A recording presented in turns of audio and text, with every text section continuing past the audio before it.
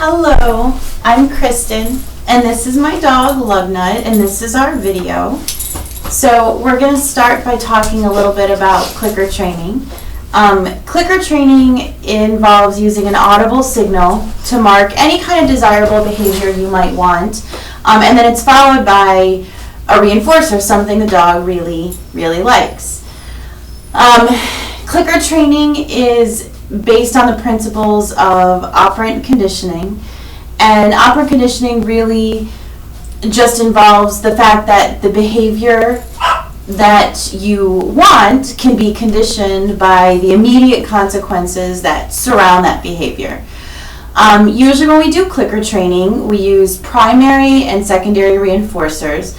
The clicker itself is a secondary reinforcer. And basically what it does is it tells the subject, in this case Lugnut, my dog, that the primary reinforcer is on its way, and therefore they develop just a good association to that secondary reinforcer, and it's basically a conditioned reinforcer, the secondary reinforcer, which is the clicker in this case. And it lets him know that a treat, in this case, which is what I'm using as my primary reinforcer, is on its way. When we condition the clicker, we basically are training, and it's important that when we're training with the clicker that the click comes immediately before the primary reinforcer. So the secondary reinforcer, again in this case a clicker, comes right before the primary reinforcer, which in this case is going to be a treat. Primary reinforcers are just innate things that the subject, whatever you happen to be training, naturally wants and desires. So obviously, with animals, when you train dogs, usually the most easiest thing to use is food or treats. So the timing is crucial, as I've definitely learned, in terms of making the clicker happen right at the exact moment that you want, to let them know that that behavior is the desired behavior. And then even more important, making sure you follow right up with that treat, the primary reinforcer. So for the first lesson, basically, we just did the clicker and the treat, just to let him know that the clicker, which is the secondary reinforcer, meant that the primary reinforcer was coming, which was the treat, and hence a good thing. So when we started, I just held the clicker and I would do clicker, treat. So I'll show you a little of that here.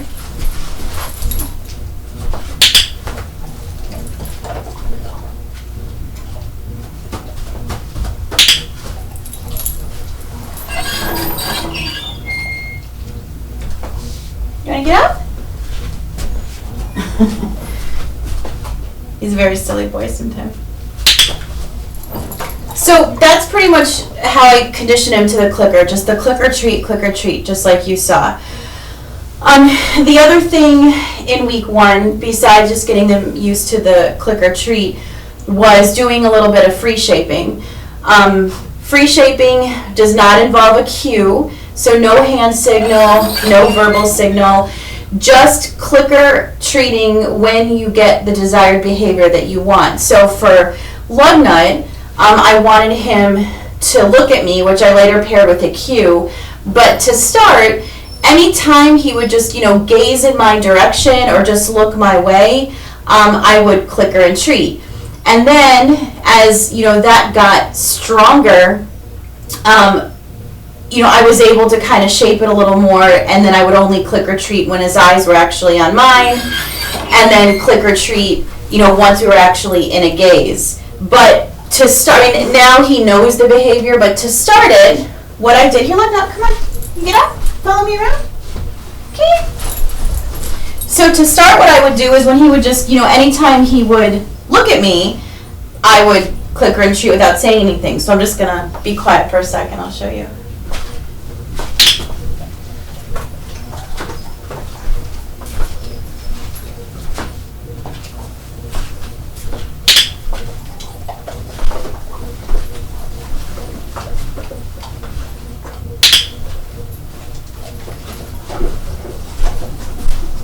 So that's how I shaped him, following me, and watching me and getting eye contact and actually getting that watch me. And that's called free shaping.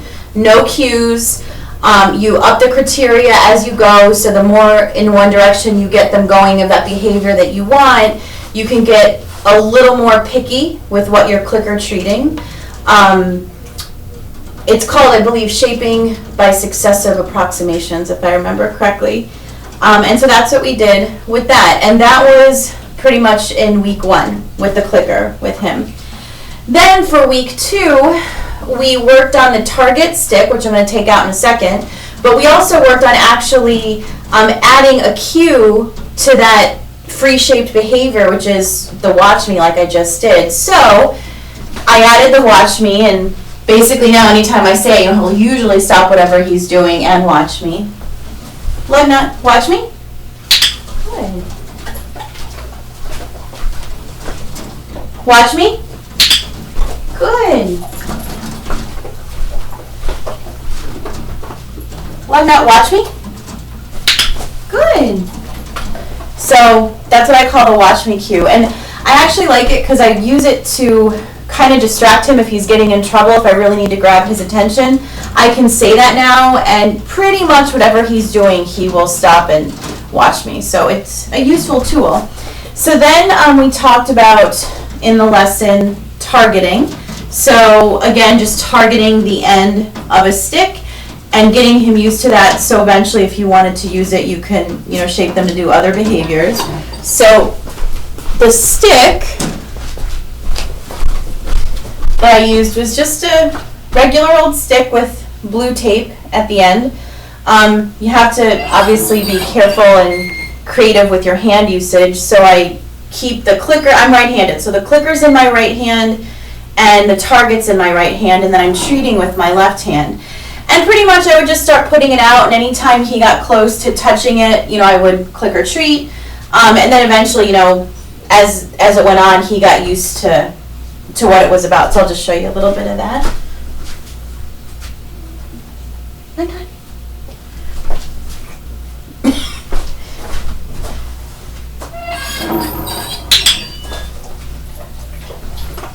Try to get him to come to it. Lug nut. You can get up, it's okay. Come on, get up. Good. Good.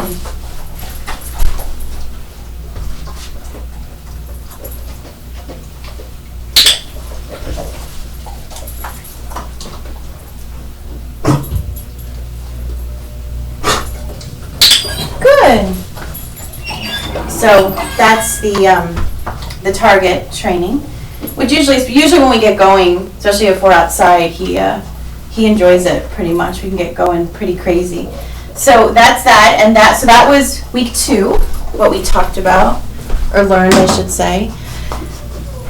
And then in week 3, we talked about the variable ratios of conditioning. Well, fixed ratios and variable ratios when you treat. So we started by doing the 2 first and the 3 first, so only rewarding or giving him treats like the second or third time that he would perform a behavior. So I'll show you that a couple times. Lug nut. Sit. Good boy. Good boy. Lug nut. Sit. Good boy.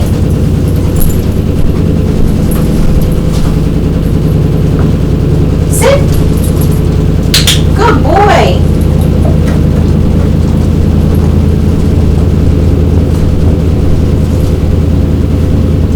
Sit. Good boy.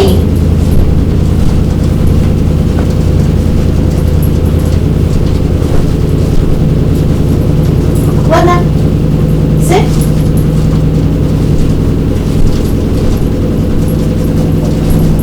Lug nut. Sit. Good boy. So we would just repeat that. He's pretty good with picking stuff up, so I didn't have to do the 2 first too long, and I went to 3 first pretty quick. And then the variable ratio, which is where the reinforcement is not predictable, is just an average. You just do it random amounts of times. So we'll pick a different trick to do with that. Really, we worked a lot on sit and down and stay. But actually a newer one, even since the lesson that I've been trying to work on with him, is to shake. But not sit. Sit.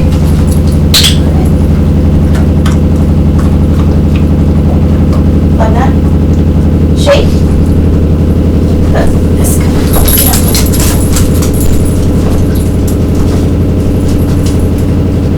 shake.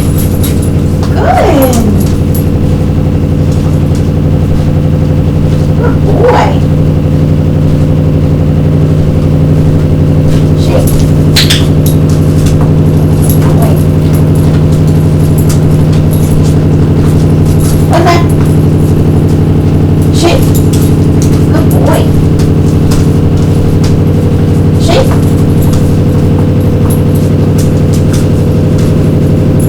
Shake.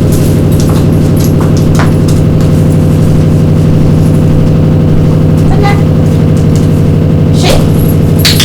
Good boy. So that's the variable reinforcement, which has been going pretty good because that was another thing I tried to teach him. So it's going good so far with that. So let's see. That was week 3. I'm going to come back to week 4 because that was trying to extinguish. That week 4 was extinction in the DRA, and we did that more in the kitchen area. So we'll go to that in the other video. And then for week 5, that was generalization. So So taking a behavior that he already knows and is comfortable with in his own environment and bringing it to different areas. And what I chose for him was a down and a stay. When he was a puppy, we took him to a lot of different places. Obviously, he was a lot smaller and worked on these things. And as he's gotten older, you know, we don't take him to as many places probably as we should, except, you know, the dog park. So we found ourselves trying to take him to a couple different like outside cafes or just to get coffee. Even just sitting outside in the front of the house, which was different for him and had a lot of distractions, to try to generalize the stay behavior. And when we first started, he definitely was much more easily distracted. In the home environment, I could put him in a down stay for easily probably a good minute without even thinking about it. And when we went to these new places, you know, it was literally a few seconds. So I had to adapt some of the, you know, the things obviously when he was younger that we first did with the training. So I'm going to show you when we were at these new places what we did, what I did. Look up. Here. Come in. Come on. Good, come on. It's okay. Come in. I'm going to try to get him to come this way. Good boy. Down. Good down. So this is the signal that I use for stay, just, you know, a solid fist. So normally at home I can say lug nut down, and then I can do stay, and I can say good stay, and he'll stay for a little while. Well, in the new environment, I had to make the frequency of the reinforcement much more frequent. So what I would do initially is say, you know, lug nut down, which he is, and then I would do stay, good stay, stay, good stay. And as I would do this, I would kind of back up a little more and make the frequency of how often I did it a little lengthier. Good stay, good stay. Good stay, good stay. Stay, good stay.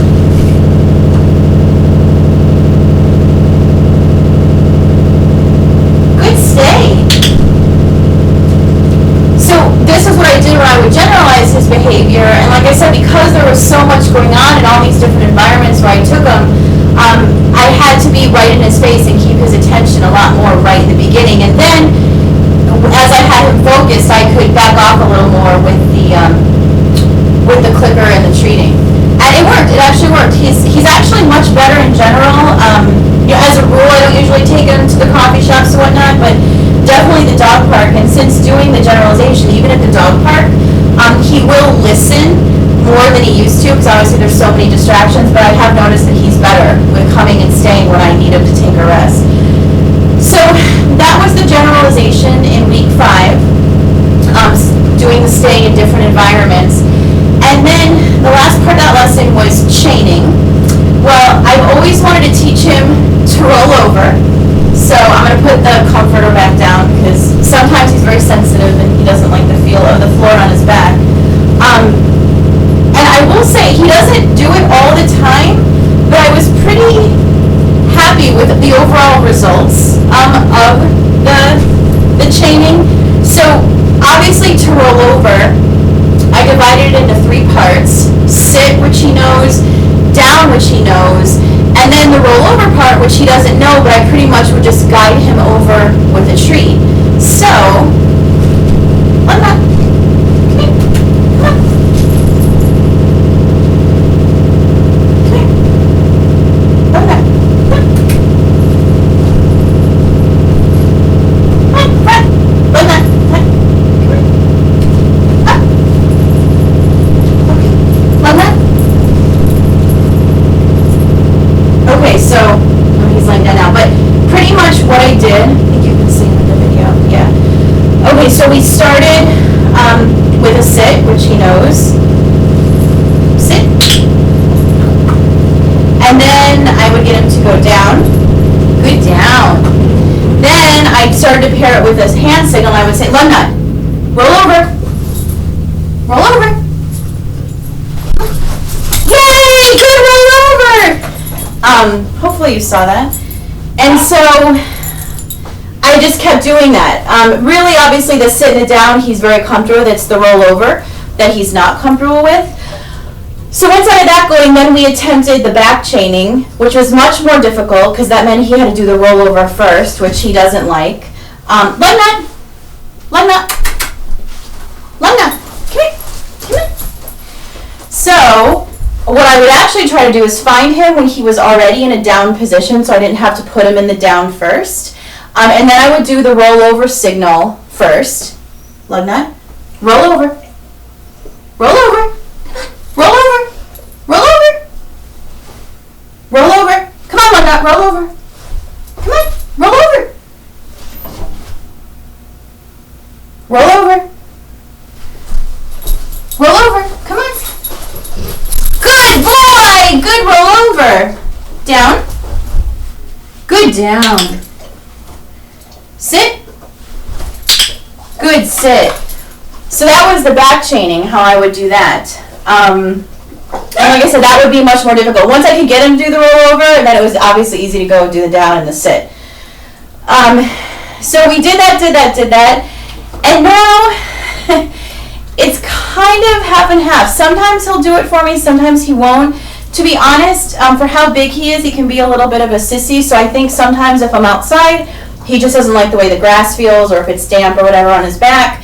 And if he's inside, I think sometimes the ground is, too hard for him. But I'm going to try now to get him to do it like that. Watch me. Good, watch me.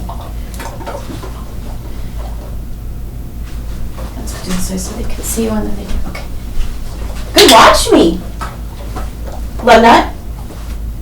Roll over. Roll over. Roll over. Roll over. Good boy! Okay, so that was a valiant attempt. He obviously didn't want to roll over because the closet was right there. I'm going to try one more time. Lug nut. Lug nut. Come here. Lug nut. Come here. You sit. Sit. Good, sit. Lug nut. Roll over. Roll over. Roll over. Roll over. Roll over. Roll over. Good, roll over. Yay, good boy. Sometimes I still have to help him over that little bit. So that was our rollover that we worked on, right? So overall I was pretty happy because, like I said, I've always wanted him to be able to do that. So That's pretty much what we worked on weeks 1, 2, 3, and 5. And I'm going to stop the video now, and I'm going to put it in the kitchen and show you what we worked on for week 4. Say bye, Loogie.